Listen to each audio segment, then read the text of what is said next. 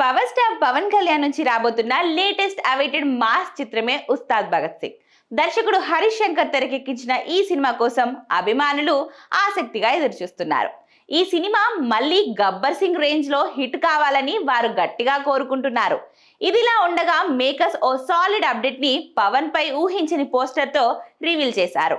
Caller ఎత్తరా అంటూ సాగే powerful song ని మేకర్స్ ఈ మార్చి 12న విడుదల చేస్తున్నట్లు కన్ఫర్మ్ చేసేశారు.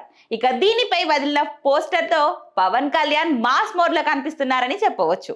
గబ్బర్ సింగ్ లో ఎంత మాస్ అండ్ నాటుగా కనిపించారో మరోసారి తలకి గుడ్డ కట్టి గబ్బర్ సింగ్ జానీ తరహాలో కనిపించబోతున్నారు.